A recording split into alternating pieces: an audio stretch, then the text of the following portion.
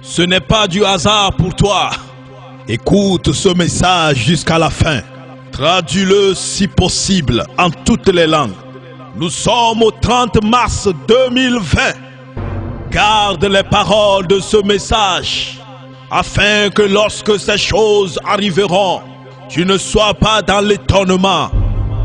Aussi bien tous ceux qui croiront en cette parole, qu'ils se préparent avant la fin des temps.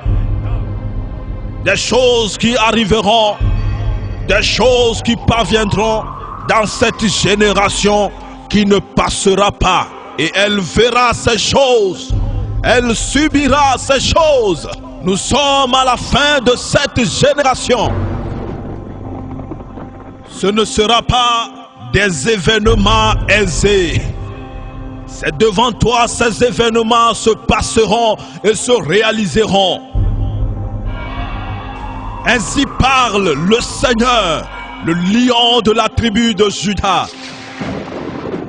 Voici le destructeur que j'avais annoncé et qui préparera toutes choses à tourner leur attention vers moi. Et là, aucun de vous ne peut l'empêcher d'atteindre ses objectifs. Il fera son temps pleinement et fera aussi ses ravages pleinement. Et ce n'est que le commencement. Le temps arrive où nul ne préférera cette terre que vous avez tant aimée. Le moment arrive où les incrédules, tous ceux qui refutent mes paroles, se tourneront vers moi et crieront à ce que je vienne à leur secours. Mais malheur à ceux qui seront pris par le destructeur avant qu'ils ne crient à moi. Le destructeur fera ses ravages. Il ne fera pas sélection des âmes. Même mes élus sont vulnérables.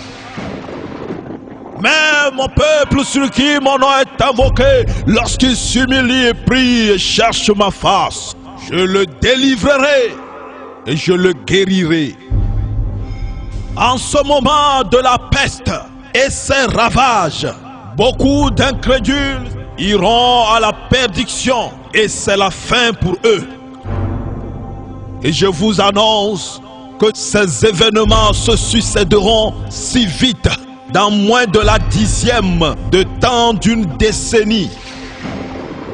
Ceux qui se sont tournés vers le bien de ce monde, le moment arrive où vous n'aimerez même point à vous tourner, à chercher même un centime de ce que vous aimez aujourd'hui. Et le temps vient où la majorité fuiront leurs biens, fuiront leurs richesses, parce que le chaos arrive. Un chaos sans pareil arrive. Que mon peuple se prépare pour affronter d'autres douleurs qui viennent. Ceci n'est que le point de départ d'un autre événement et qui doit faire 7 ans de temps. Un temps plus court, chargé de douleur. Mais pour la majorité des incrédules, ce sera trop tard. Ce sera trop tard. Ce sera trop tard. Vous croyez que c'est mes élus que j'utiliserai pour amener les calamités dans ce monde afin d'accomplir mes desseins? Non. Le malin qui se dresse contre ma volonté accomplira mon plan, mes desseins. C'est pourquoi vous ne pouvez pas empêcher le destructeur qui est à l'œuvre en ces jours. Le destructeur doit accomplir son temps. Aujourd'hui n'est que le début d'un temps des 7 temps qui doivent s'écouler. Et ce n'est que le commencement de ce temps de la mort, d'assassinat, de la famine, des grandes crises, de génocide et d'isolement. Nul ne peut empêcher mon plan de s'accomplir. Au contraire, mon peuple doit prier. Seigneur, viens. Enfin, vous êtes dans la panique des fléaux qui arrivent parce que votre cœur est greffé à ce monde. Vous aimez ce monde. Sachez-le bien, quoi que vous fassiez, l'humanité subira les calamités qui arrivent, les fléaux qui arrivent. Vos prières ne l'empêcheront jamais. N'est-ce pas de la volonté de Dieu que viennent les maux et les biens? Si quelqu'un veut se plaindre, qu'il se plaigne pour ses propres péchés, qu'il se répande dès maintenant, qu'il se répande. Quoi que tu fasses, tu quitteras ce monde.